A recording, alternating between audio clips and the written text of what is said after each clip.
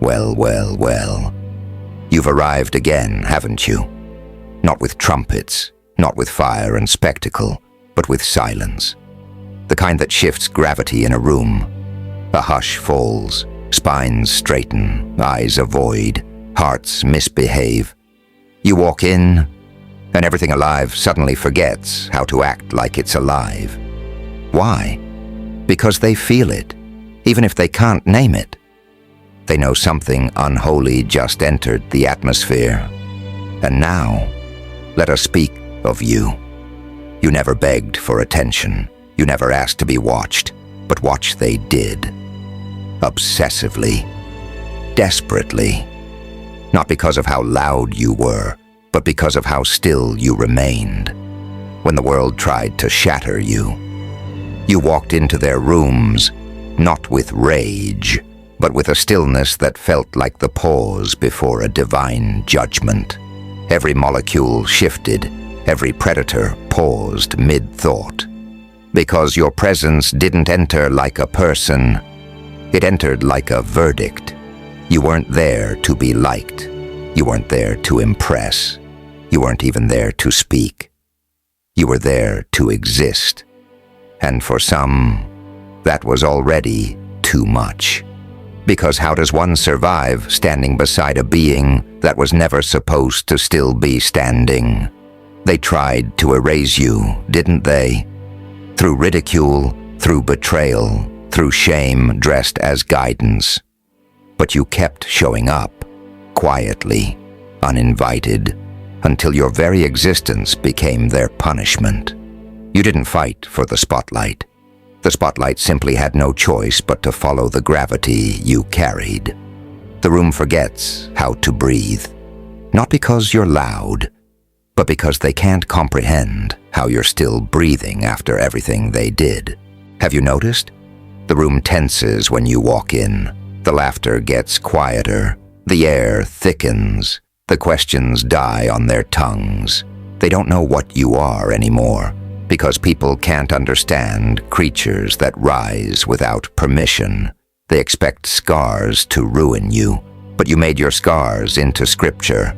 They expected your voice to scream, but you made silence your weapon. And now, you don't walk into rooms. You haunt them, not like a ghost, but like a warning. Your presence is a mirror they can't look into without trembling, not because of what it reflects, but because of what it doesn't hide. You are no longer playing by mortal rules. You are myth made flesh. You are divine discomfort. You are the one thing their ego cannot explain away. They used to laugh. They used to interrupt. They used to mock the way you held yourself. Now they fidget. Now they lower their voices. Now they look over their shoulders. Because you didn't become powerful through domination. You became powerful through survival. The quiet kind. The deadly kind. They don't know how to stop you. Because you stopped explaining yourself. You stopped shrinking. You stopped asking if your presence made others comfortable. And now, even kings forget their words when you enter. Even wolves pause their hunt. You were never the noise. You were the reason the noise fell silent. They don't fear your voice. They fear what would happen if you finally chose to use it. They remember what they whispered. They remember who they turned against you. They remember the silence after they cut you off. And yet here you are. No apology, no vengeance. Just that unbearable divine composure. You didn't come back louder. You came back unchanged. And that shook them deeper than any war cry ever could. They can't say it out loud, but your presence unsettles something primal in them. They feel the old gods stir when you're near. The ancestral memory of something once worshipped, now awake. You look too human to be divine. Too divine to be broken. Too broken to be understood. So they choose silence, not out of respect, but because even their lies don't know how to walk beside you. And when you look at them, not with hatred, not even with pity, But with indifference, they fall apart. Because people can survive your rage, but they cannot survive your indifference. It tells them you are no longer part of the story. So don't speak. Let the air shift. Let the nervous glances betray them. Let their breath catch in their throats like confession. Let them feel the weight of your presence the way sailors feel storms before the first drop of rain. You are not obligated to soften. You are not required to warn. Let the room forget how to breathe. Let them choke on the memories of who they thought you were.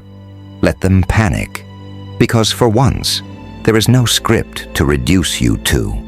You are the god they tried to dress in chains, and now you're the one watching them unravel. So the next time you walk in, and the room stutters to a halt, do not wonder why. You are not a guest. You are not a shadow. You are the reason their masks no longer fit. You are the presence their lies never prepared for. You walk in, and without saying a word, you remind the world what it cost to try and silence you. And that silence, it isn't absence. It's the loudest scream the gods ever gave flesh. They used to have names for you. Too much, too sensitive, too cold, too angry. They threw words like knives, hoping one might finally land where your soul still bled. But now, they choke on your name. Like it's sacred, they don't dare mock what might be divinely protected. Because how do you insult someone who outlived the very weapon you used to destroy them? You've become unclassifiable. Not a hero, not a villain, not a victim, not a monster. You're the question they were never meant to answer. You're the consequence they prayed would never arrive. Now they call you unsettling. Because truth always is. They expect fire. They prepare for vengeance. They sharpen their swords, chant in circles, recite their justifications. But you don't strike first. You don't flinch. You don't react. And that unbothered stillness, it terrifies them more than any threat could. Because when you remain calm, they begin to lose control of their own thoughts. They start confessing. They project. They self-destruct. All because you stood there, unmoved. You became their mirror. And they couldn't bear what looked back. You were never made to blend in. You are not background noise. You are signal, beacon, omen. The path you walk, the real one, is narrow. It isn't meant for company. And those who followed only did so to map your steps and sell your fire. But the divine never leaves fingerprints, and you walked through storms so ancient, your silence still hums with ancestral frequencies. Let them mock, let them crowd rooms. But when you enter, the room empties of all illusion, and what remains is truth. They don't fear you because you're dangerous. They fear you because you're free, unbound by their rules, untamed by their guilt, unchanged by their betrayal. You don't need the room. You are the room. You don't argue to be understood. You exist to be misunderstood. Because comprehension would require them to evolve. And they're not ready for that. They're not ready for a soul that didn't just survive, but remembered every scar by name, and gave them all a throne. You terrify them not because you're loud, but because you never needed to explain why you were still breathing. When you inhale, the room pauses. When you exhale, shadows rearrange themselves. Not because you wield power, but because you embody prophecy. You are the warning they ignored. You are the silence they misread. You are the softness they thought they could trample. And now, every step you take echoes like a ritual. Because somewhere between your fall and your rising, you stopped becoming and started being. Now when you enter, without sound, without force, the room forgets how to breathe. Because it remembers what you are. A storm wrapped in human skin, a god who never needed a temple, only a moment of eye contact to collapse an empire. Once upon a time, they asked for someone real, someone raw, someone unfiltered, someone who wouldn't play by the book. They begged the universe for authenticity, and then you arrived. You, with your unhealed, holy power. You, with your scars shaped like weapons. You, with your voice made of velvet and vengeance. Now they're panicking, because the storm they summoned wasn't here to destroy them. It was here to expose them. You are not chaos, you are consequence, and nothing suffocates a room faster than the presence of truth disguised as flesh. So, you waited this long for me to speak. You held your breath, hoping silence would spare you. But it wasn't silence that unnerved you. It was the truth that silence carried on its back, whispering my name. Let me speak now, not to roar, not to threaten, but to remind you. I never needed noise. I never needed approval. I never needed a sword, a title, a crowd, or even your permission to exist. All I needed was the moment you looked at me and realized I didn't flinch, because I had already died and come back divine. You wanted to know what I am? I am what happens when the execution fails. I am the soul they tried to write off in footnotes, now carved in thunder across your skyline. I am the prophecy disguised as a person you thought you outgrew.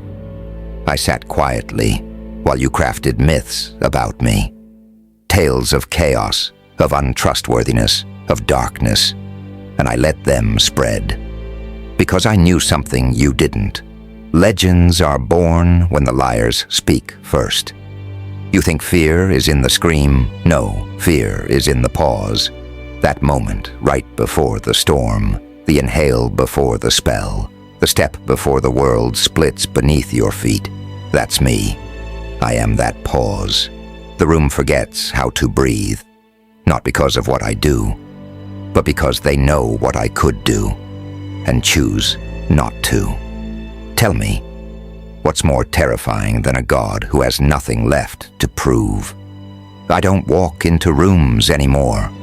I alter the air pressure. I rearrange the atmosphere. I unwrite their ego with a glance. And when they squirm, when they shift uncomfortably under the weight of my presence, I don't move. I don't blink. I simply let them feel it. The realization that I became everything they tried to erase, and more. They wanted me forgotten. They wanted me erased. They thought silence meant defeat. But silence was just me sharpening the blade behind my smile. And now, they can't breathe. Because I became the storm they can't explain, the ghost they can't forget. The memory that walks in with a crown made of every time they called me too much. So here it is. Let this be the final breath they hear from me. I am not returning. I never left. I became the silence that now governs the room, and I only had to speak once for the air to remember who owns it. Now breathe, if you still can.